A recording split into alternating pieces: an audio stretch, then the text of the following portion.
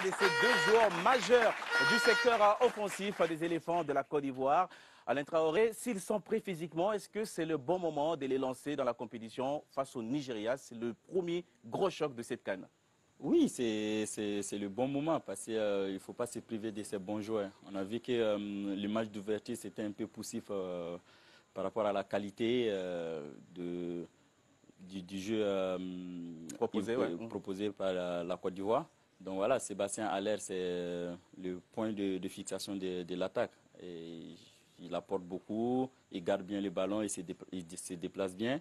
Et je pense qu'il les a manqués pour le premier match. Ça, c'est un argument, Mamadou Niang, qu'on entend, hein, le fait, voilà, pour les Ivoiriens qui demandent à ce qu'on puisse aligner la meilleure équipe possible pour envoyer un message. Parce que s'ils arrivent à battre le Nigeria, ils se qualifient et ils prennent encore un peu plus de confiance. Mais d'un autre côté, est-ce que ce n'est pas prendre un risque qu'ils puissent rechuter? Parce que le match sera forcément physique. Pour pouvoir déjà envoyer la meilleure équipe, il faut pouvoir disposer des joueurs en pleine possession de leurs moyens. C'est-à-dire être à 100%. Sébastien Haller, c'est un grand attaquant, on le sait tous. Mais si aujourd'hui il n'est pas à 100%, je pense que ce n'est pas apporter un plus à cette équipe de Côte d'Ivoire. C'est plutôt, ils seront, je dirais, diminués. Et c'est prendre un risque aussi pour Sébastien Haller qui risque de rechuter.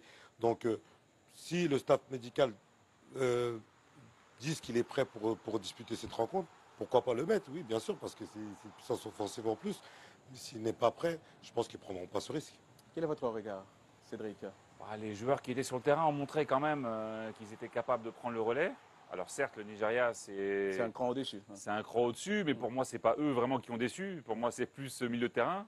Hormis Seko, on n'arrête pas de le répéter. Donc pourquoi pas faire confiance à ceux notamment qui ont marqué. Je parle à Crasso devant, où il y avait quand même pas mal de doutes. Après, il y a l'histoire d'un match. Il y a des joueurs comme Haller, quand vous rentrez en seconde période, psychologiquement, il y a aussi un impact sur l'adversaire. Et en plus, ça vous permet physiquement de ne pas jouer toute une rencontre, avec moins de risques de blessures. C'est une compétition qu'il faut construire. Il faut être patient, il ne faut pas faire n'importe quoi. Il y a un troisième match qui est plutôt accessible aussi quand on voit un petit peu la dynamique de cette équipe ivoirienne.